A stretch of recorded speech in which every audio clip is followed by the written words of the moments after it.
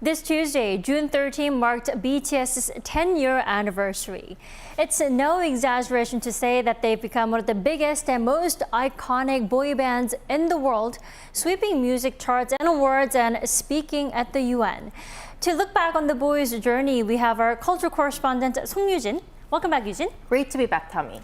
So Yujin, let's travel back in time to their debut, right? What makes BTS more interesting and special is that their success didn't happen overnight, right? Right, you're definitely right, Tommy. The boys' journey hasn't been always plain sailing. So when we travel back in time, when the boys released their debut track, No More Dream in 2013, they weren't signed with one of the big three record companies in Korea, known for producing hit K-pop groups since the 1990s.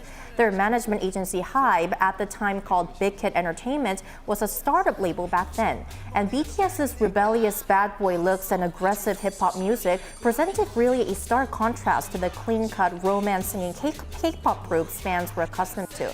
So they didn't really see immediate success. The song No More Dream debuted at 84th out of 200 on the Korean government-run Kawon Music chart.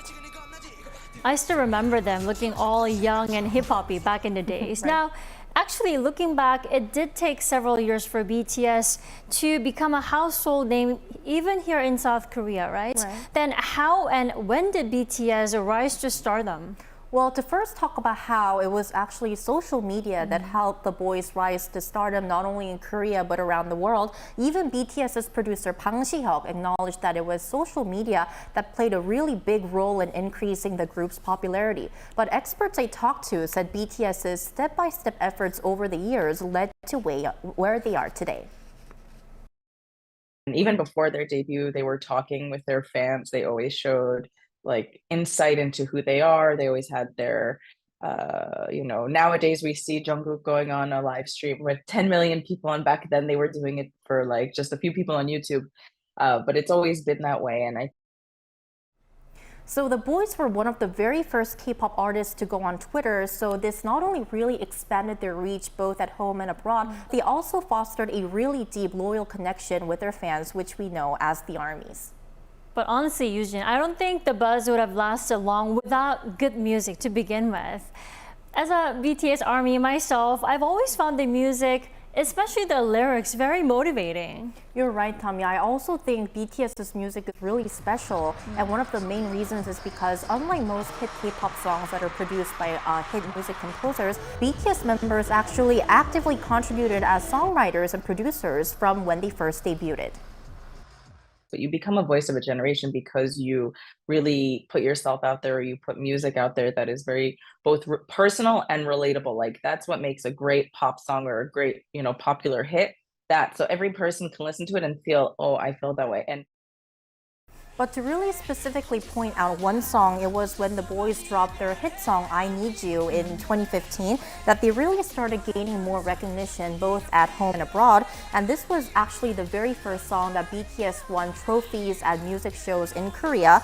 And I Need You, in terms of music style, was kind of like a shift away from the rebellious, schoolboy-like hip-hop songs that they've pursued since their debut. And it was something of a more lyrical and trendier music style. And from this point, BTS started talking more about their personal struggles, such as the uncertainties and insecurities that they are facing as young people, and the importance of loving yourself. And I think that this content and this lyrics really resonated with ARMYs around the world.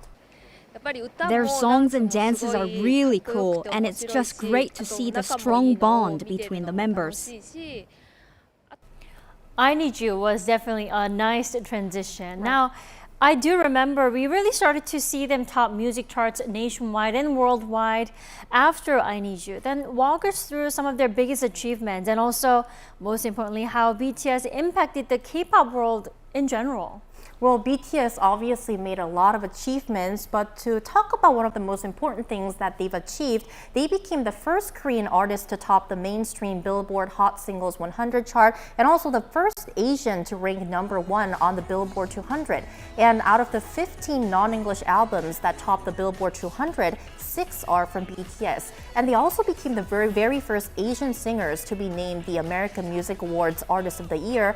And these achievements really paved the way for other K-pop artists to shine on the global stage.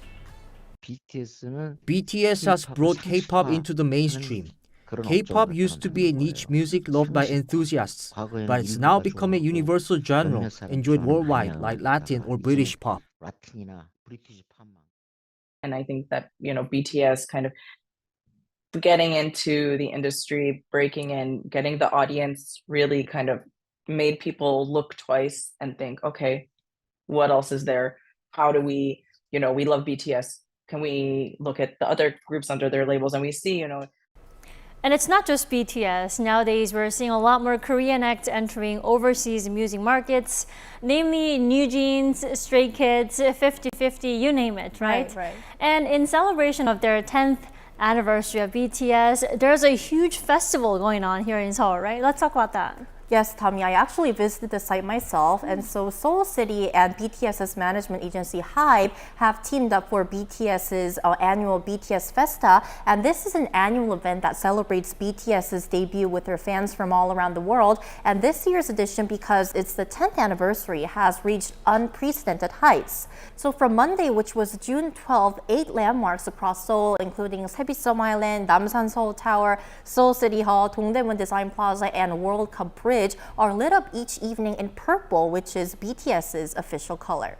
And starting Tuesday, which was June 13th, Seoul Island and the Sejong Center began featuring BTS-themed digital artwork on their outer walls every day except Mondays, and both events will continue until Sunday, the June 25th. Right, I should definitely check it out myself before they come to an end. Right, Tommy, you must visit because, as you mentioned before, you're an army, and when I visited there were packs of armies all around the world, so you won't regret it. All right, I'll tag along. All right, Eugene, thank you for your wrap up today. My pleasure.